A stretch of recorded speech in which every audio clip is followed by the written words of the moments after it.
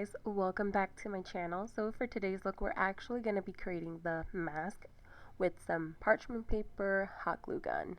First I started off with actually piping the teeth, and I did about 10 so that I could have some extra ones. I wasn't too particular with the shape. I freehanded them so they can look messy and kind of jagged.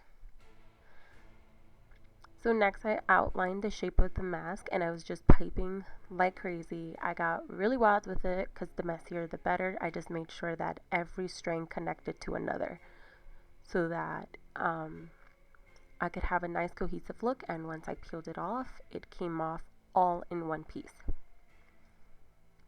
And the good thing about working with a hot glue gun is that the glue dries really fast, so you're able to work with it right away. Then I just start gluing on the teeth. Taking my time, and then I went in with some white nail polish and black nail polish. Now this took a little bit of time because I wanted to make sure it was all coated evenly, and I think this took about 3 coats if I'm not mistaken. Then after the black was all dried up, I went in with the white on the eyes and on the teeth. So then for the face, I actually started with my entire face already done, and for this look I'm going to be using the Jaclyn Hill and Morphe palette. I went in with the color Creamsicle and Butter on my MAC 224 brush, and I just focused that color on the crease and a little bit higher, just really shaping out that eye and taking my time to blend it. Then with the same brush, I picked up the color Roxanne. It's just a deep brown color with a more like in the red tone. And this color was just going to help me define the crease a little bit more to really give me that gradient effect that I was looking for. Oh, and then I forgot to apply some air-spun loose powder. This really helps catch any fallout that you may have from your eyeshadow look. So it's a very helpful tip. So I'm just blending that, taking my time. I really want to make sure that it's gradient, it's really blended out. And then all I did was I switched my brush. I went in with a MAC 217 brush. It's a little bit more dense, so it was going to help me focus that same Roxanne color on the crease and really pack on that color. So then I kept the same brush, but I went in with that dark green color Enchanted from the palette, and I started packing this color on all over the lid, and then I start blending it out. So this really helps me get that color nice and vibrant, but still I like to start off with a little bit of product because then I can always build up.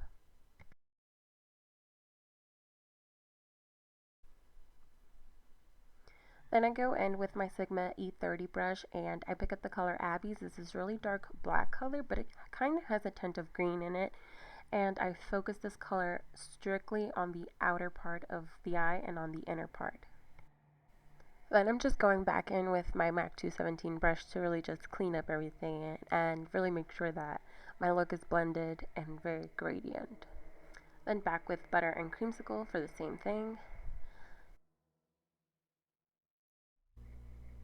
So for this look, I'm going to be creating a halo eye. So what I need is my Tarte Shape Tape and a concealer brush. I always start with applying a tiny amount of that concealer to my lash line right at the center. Then I look up all the way towards the ceiling because this marks where my eyelids fold, and it serves as a guide to know exactly how much product and how high I need to go with it.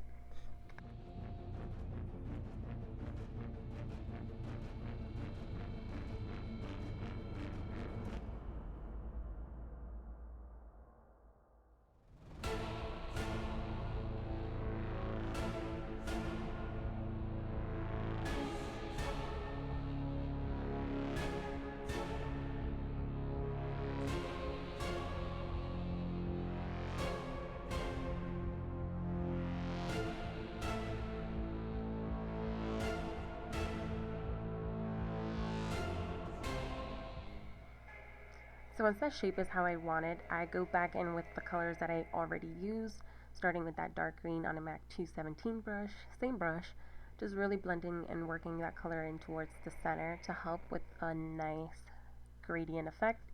This is what's going to help you have that crisp, clean look and not looking crazy out here.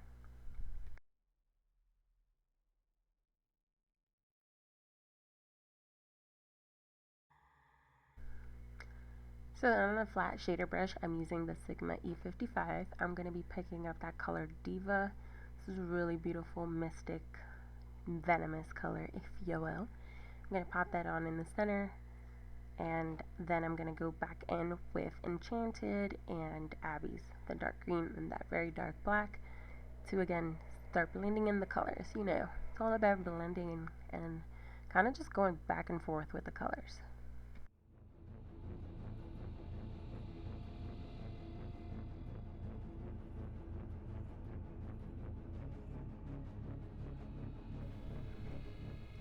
So then with any brush, you want to dust away all that powder that was catching the fallouts.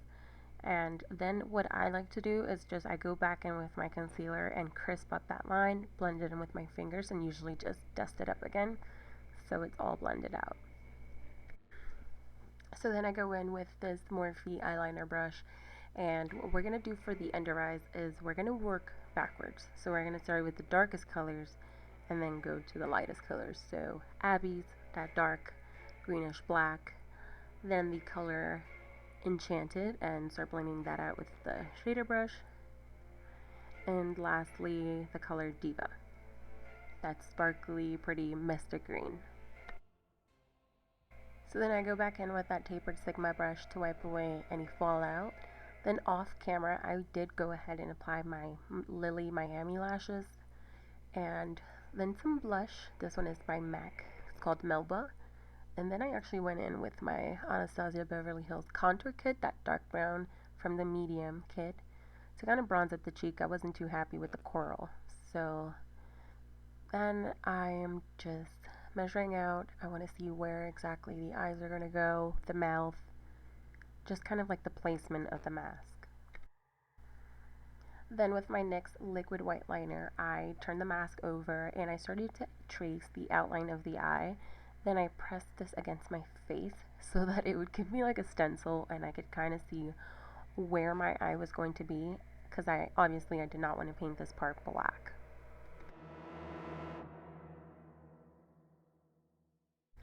Then I got some cream makeup in the color black. I found this at Spirit, and I just took one of those white beauty sponge, and I just started to paint around the eye, kind of just focusing on like half of my face. So this is going to be where the mask is going to be placed.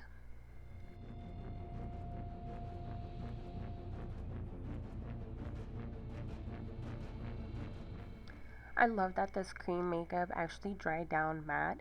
I didn't know that. I actually didn't even read the thing. I just thought I needed some black cream makeup, but I was very happy with the fact that it did dry down.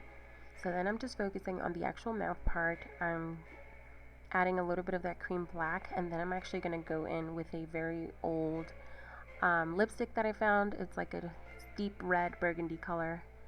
So it's going to kind of help give me that look for the mouth. So there is a big jump here because I did run into some trouble trying to glue the mask on. Then I found that the better solution would be actually creating some type of texture with toilet paper and the latex. And then I had to go and paint it again with the black cream makeup. Then this actually did really help the mask adhere to my face.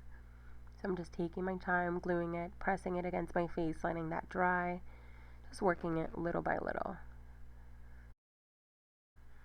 So then with some small scissors, I just started cutting off all the extra that was just kind of hanging there awkwardly.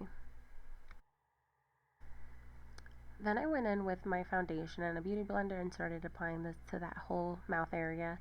And then I added some black cream makeup right on top. Kind of just give the teeth a more realistic, dirty look. And I also took that cream makeup and started filling in any of those little patches of the latex that you could see. And of course, this would not be a Halloween look without some fake blood, so I started adding that to the mouth area, the teeth, a little bit to the lip. You already know. So using a NYX liquid liner, I start drawing these vein-like lines so that it looks like it's actually part of the mask and it's just coming out, kind of taking over the other side. I thought this was pretty cool and it really kind of added to the look and made it look a little better. And then I take those same lines and I start dragging them down all down my neck. This really was such a fun look to create. It really got my creative juices flowing. I hope you guys enjoyed it as much as I did. Please remember to like and comment and subscribe. Until next time, thank you so much for watching.